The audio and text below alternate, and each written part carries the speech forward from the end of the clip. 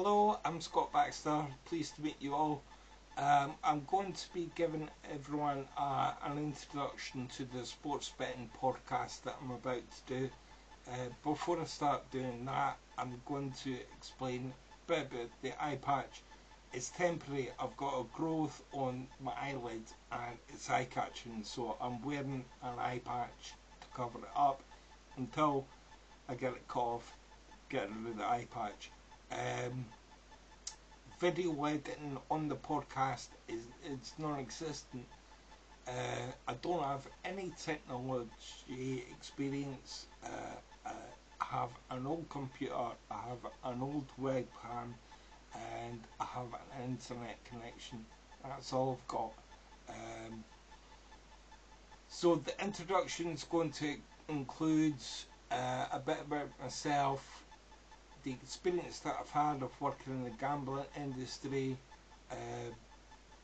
the knowledge, where my knowledge comes from, and also I'll be explaining about the podcast itself. So if I start with myself just briefly, as we go through the podcast, I'll tell you stories about my past and the people that I was dealing with, but very basically I was playing cards by the time I was 5.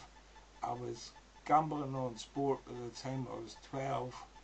I played a lot of different sports in my childhood. I suppose my career in the gambling industry after that was pretty much destiny for someone like me. I started working in the gambling industry in Dundee Casino. A lady called Susan Black. She taught me how to deal. Within a year, I got a job with London Clubs. I went to work in the Gold Nugget on Shaftesbury Avenue. By the way, Dundee Casino is now shut and moved somewhere else. The Gold Nugget is shut permanently. I worked in the Gold Nugget for about a year, learning my trade, and then I went to work in another casino called the Cromwell Mint. It's now changed its name, but it's still there as something else now, but it was really a step up from the Gold Nugget. I changed companies from London Clubs to Stanley's.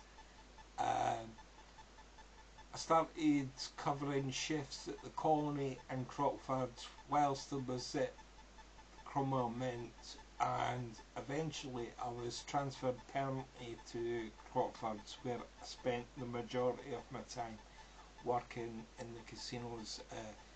Just so people know, Crockford's is probably one of the best. It was one of the best. It's shut now permanently, but it was in Mayfair. We did take the largest stake bets in the world. We did have what's called whales in the gambling industry coming in. I did deal with several royal families regularly. I dealt with billionaires, famous people, and very infamous people as well, whilst I was doing that. Whilst I was in London, I was also dealing and playing in private card games. That's another story that we'll get into maybe sometime in the future. Anyway, I was doing well at Crockford's. They were putting me up and up and up. Eventually I was sitting in a chair watching the games being played, watching another dealer. I didn't like it. I like to be busy, and I lost interest in it. I decided to move back to Scotland, and when I eventually got back there, I became a bookie for a company called William Hill. At the start it was mostly in Perth, and in the end it was in Dundee, but I managed various different bookies throughout Scotland for William Hill. As a bookie, I took hundreds of thousands of sports bet. It was a time when if you came in, I would have a line of cashiers in front of me. They would take your bet, pass it to me. I would look at it and divide it up from there. But yeah, I've seen and settled hundreds of thousands of sports bets. I know a lot of how people actually bet. The knowledge that I have comes from the experience that I've had of working in the gambling industry, of seeing how punters bet both in casinos and bookmakers.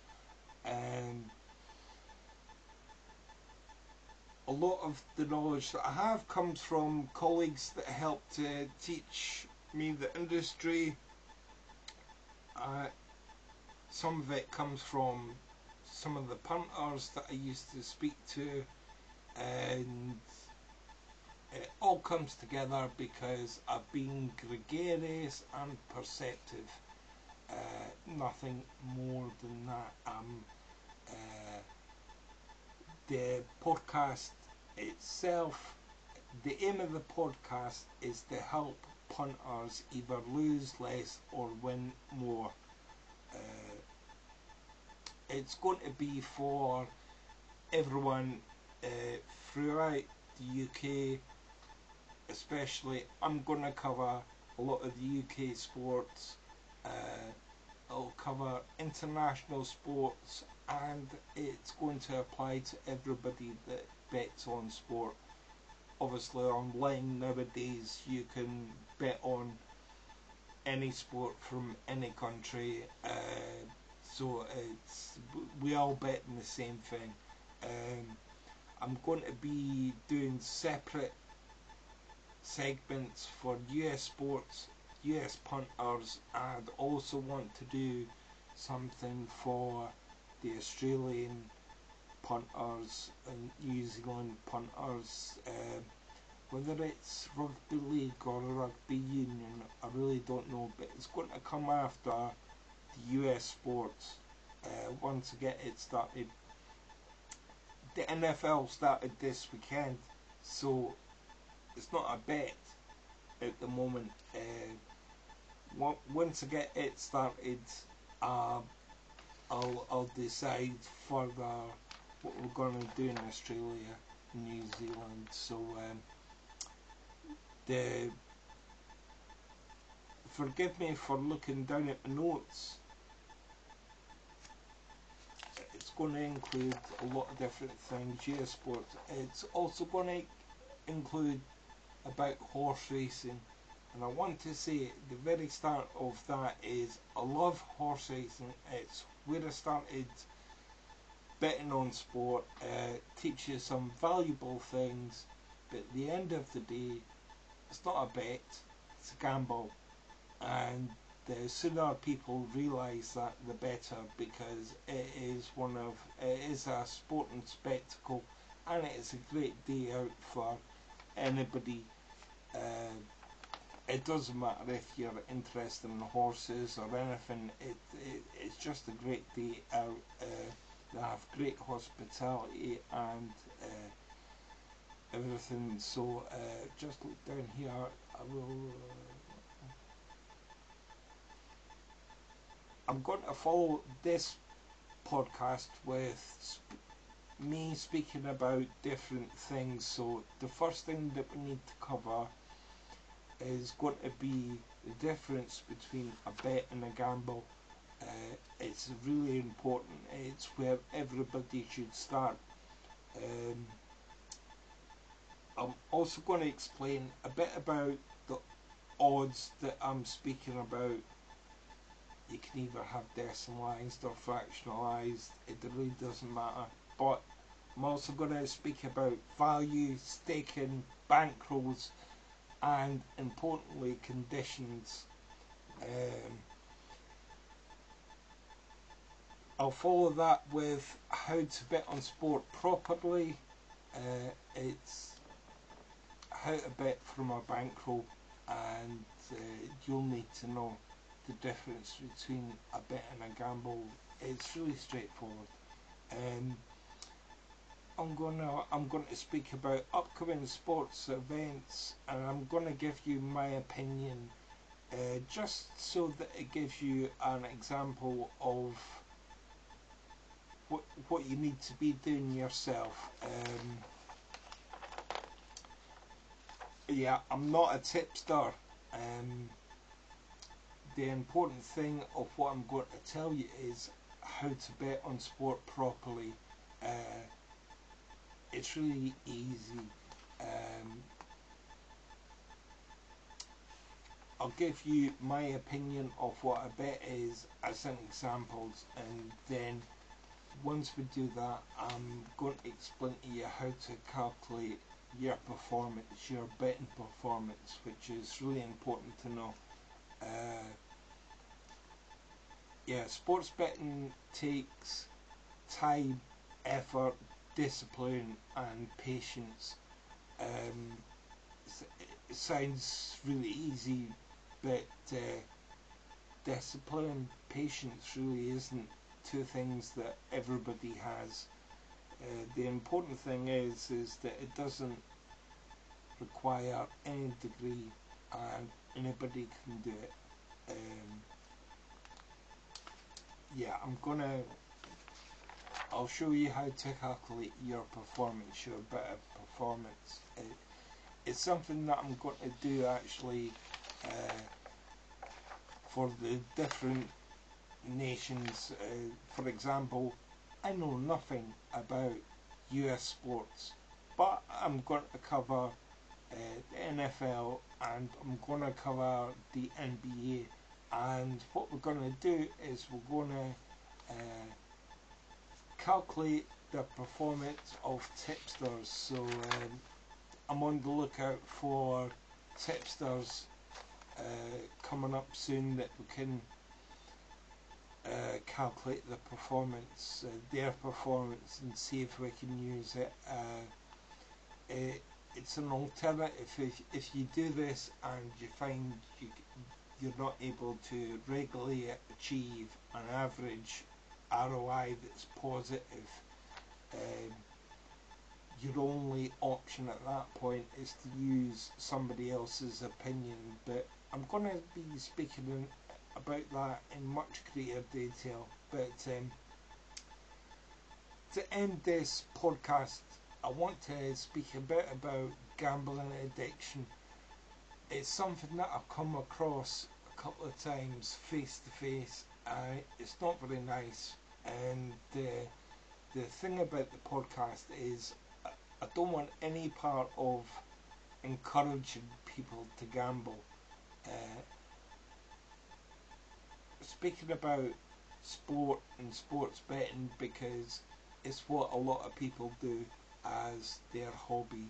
It's, you know, they sit at home to watch a sporting event, whatever it is, and they put a bet on it, and it's as easy as that. But it is addictive, and I'm not trying to encourage people to uh, get a gambling addiction. By the way, it's up to everybody's got their own responsibility towards themselves when it comes to gambling addiction. Uh, if you're struggling to pay your bills, if you can't afford to bet on sport, don't bet on sport. Um, if you can't do it, don't do it. Um, the simple fact of it is, uh, you won't get your money back from the bookmaker, and you won't get any help unless you pay for it. By that time you're skint and you can't afford to pay for help. So it's really down to yourself. Take care. One thing I will say is avoid online casinos and online slots. It's again we'll cover that in the future. I'm going to follow this up quite shortly with the other things that I stated there, value odds, staking, etc. So we should have that in the next day or two. But look, subscribe and like the podcast. I'm going to be doing a lot more, and the simple fact of it is that if this doesn't earn me money, I won't be doing it. If nobody watches it, I won't be doing it. So take care until the next podcast, and I'll speak to you then. Okay, bye.